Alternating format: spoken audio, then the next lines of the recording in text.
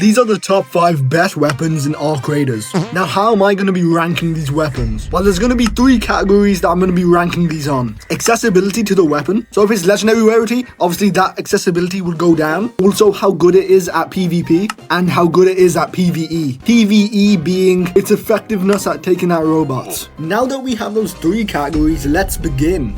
This is going to come in at number 5, and it is a common weapon, so try to guess which one it is. I'll give you some tips. It's decent at killing arcs, players, and has a decent reload time. Now, common weapons are super accessible, easy to upgrade, and if you die, it's not a big deal. Now, the weapon is the Rattler. A perfect 10 for accessibility, a 5 for PvP, it's quite average, and a 6 for PvE. I think it's above all the common weapons for PvE, and once fully upgraded, has decent ammo capacity. Do you guys agree with me or am I wrong? Now, it has the best range among the common weapons. Now, the Kettle and Stitcher absolutely destroy it in PvP. So at number 4 on the list is the Kettle.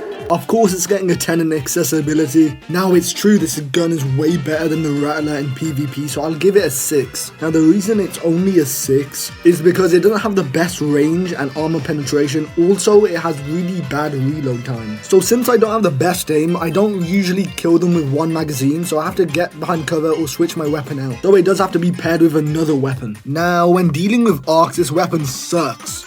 Due to its low armor penetration, getting the wings off wasps and hornets is really hard. Not really hard, but you have to put a bunch of bullets into it to get a propeller off. And don't even try to kill the mini bosses, being the Leaper, Bastion, and Bombardier. So it gets a 3 out of 10 on PvE. Now we're moving on to higher rarity weapons. Now this weapon is a legendary, so it gets a 0 out of 10 on accessibility, sadly.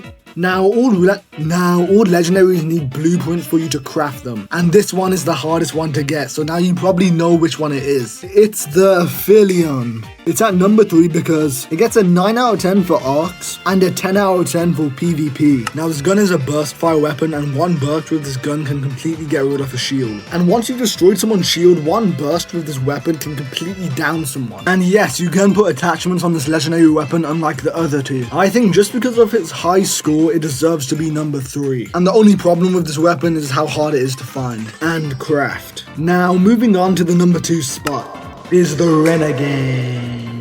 Now to go through it, this gun's not hard to get, good at PvP and good at PvE. It is semi-automatic, having a slow fire rate, but that can be upgraded when you level it up. In terms of accessibility, I think it deserves a 6. It is a blue weapon and you do need the blueprint, I think, but you can buy this from the shop. The trader does sell it. So I would have gave it a 7, but it goes down by 1 because it is quite expensive to upgrade. Now it has crazy range, hitting a headshot with this weapon absolutely destroys. And every shot you're going to connect with this weapon does a significant amount of damage, so I'll give it a 7 out of 10. Now with fighting arcs with this weapon, this gun's great. It's got a decent fire rate, good ammo economy, and good armor penetration. Now the thing that puts this above the Venator for me is that the amount of damage you can get with this weapon when fighting the Matriarch. Damage in this game converts to XP, so you can get a crazy amount of XP. So for me, it gets a 7 out of 10 for PvE. Now for the number 1 weapon in this game, it has to be the Anvil. All 3 categories, this gun gets an 8 in. It's super accessible, high damage, and good at PvE. When you get hit by this gun, your shield takes so much damage. It's cheaper than the Renegade, does more damage per shot, and is uncommon, so it's easier to level up. You can snipe people across the map, putting a suppressor on this thing, and also the range and armor penetration on this gun is super high for an uncommon weapon. This gun is completely broken. Now, if you made it to the end of the video, you might as well like and subscribe to help the channel out. And check out my other videos.